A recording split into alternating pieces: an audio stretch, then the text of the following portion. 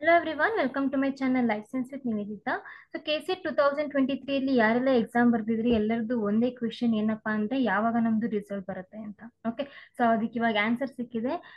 KE ಅವರು ಅವ್ರದ್ದು website ಅಲ್ಲಿ ತಾತ್ಕಾಲಿಕ ಸ್ಕೋರ್ ಪಟ್ಟಿ ಅಂದ್ರೆ ನಿಮ್ದು ಸ್ಕೋರ್ ಲಿಸ್ಟ್ ನ ಹಾಕಿದ್ದಾರೆ. ಅದು ಟೆಂಪರರಿ ಅಂತ ಅವರೇ ಮೆನ್ಷನ್ ಮಾಡಿದ್ದಾರೆ, ಫೈನಲ್ ಅಲ್ಲ. ಸೊ ಇಲ್ಲಿ ನಿಮ್ಗೆ ಕಾಣ್ತಿದೆ ನೋಡಿ, ಇದು ಅದ್ರ ಬಗ್ಗೆ ಪ್ರಕಟಣೆ ಇರೋದು.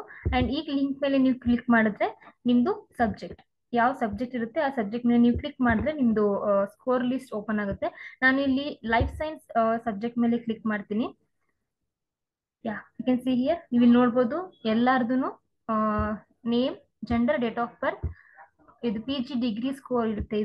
ಇದೆರಡು ಬಂದು PG degree score. Okay, and ಇಲ್ಲಿ ಪೇಪರ್ 1 ಪೇಪರ್ 2. ಸೊ ಎಲ್ಲರೂ ಏನ್ ಮಾಡ್ತಾರೆ ಅಂದ್ರೆ ಯೂಶಲಿ ಈ ಸ್ಕೋರ್ ನ ನೋಡ್ಬಿಟ್ಟು ಟೋಟಲ್ ಸ್ಕೋರ್ ಅಂತ ಇದು ಮಾಡ್ಬಿಡ್ತಾರೆ. ಓಕೆ, ಸೊ ಆತರ ಮಾಡಬೇಡಿ. ಇಲ್ಲಿ ನೋಡಿ, ಇದು ಪೇಪರ್ 1 ಸ್ಕೋರ್, ಇದು paper 2 score. For example first student ಯಾರೊಬ್ರು ತಗೊಂಡು ಪೇಪರ್ 1 ಸ್ಕೋರು ಮತ್ತೆ ಪೇಪರ್ 2 ಸ್ಕೋರ್ ಎರಡನ್ನೂ ನೀವು ಆಡ್ ಮಾಡಿದ್ರೆ ನಿಮ್ಗೆ ಅಲ್ಲಿ 200 ಮಾರ್ಕ್ಸ್ಗೆ ಎಷ್ಟು ಸ್ಕೋರ್ ಮಾಡಿದೀರಾ ಅಂತ ನಿಮ್ಗೆ ಸಿಗುತ್ತೆ. ಓಕೆ, ಸೊ ನಿಮ್ದು ಎರಡು ಪೇಪರ್ 1 ಪೇಪರ್ 2 ಕ್ಯಾಲ್ಕುಲೇಟ್ ಮಾಡ್ಕೊಳ್ಳಿ. ನಿಮ್ದು ಏನಾದ್ರೂ 170 ಪ್ಲಸ್ ಇದ್ರೆ 100% ನೋ ಡೌಟ್ ನಿಮ್ದು KCET ಕ್ಲಿಯರ್ ಆಗುತ್ತೆ. ಓಕೆ, ಅದರಿಂದ ಹಿಂದೆ ಬರೋ ಮಾರ್ಕ್ಸ್ ಕ್ಲಿಯರ್ ಆಗಲ್ವಾ ಅಂತಂದ್ರೆ ಹೇಳಕ್ಕಾಗಲ್ಲ, ಬಿಕಾಸ್ ಕಟ್ ಆಫ್ ಲಿಸ್ಟ್ ಇನ್ನ ಬಿಟ್ಟಿಲ್ಲ. ನಾನು ಸೇಫೆಸ್ಟ್ ಮಾರ್ಕ್ಸ್ ಹೇಳ್ತಿರೋದು. ಓಕೆ, ಸೊ ನಿಮ್ದು 160 156 ಆತರ ಬಿಯಾಂಡ್ ಆತರ ಇದ್ರೆ ನಿಮ್ದು ಕೆಟಗರಿಯಲ್ಲಿ ಅಥವಾ ಸಮ್ಟೈಮ್ ಜನರಲ್ ಮೆರಿಟ್ ಸಹ ಅದೇ ಮಾರ್ಕ್ಸ್ ಅಲ್ಲಿ ನೀವು ಕ್ವಾಲಿಫೈ ಆಗ್ಬೋದು.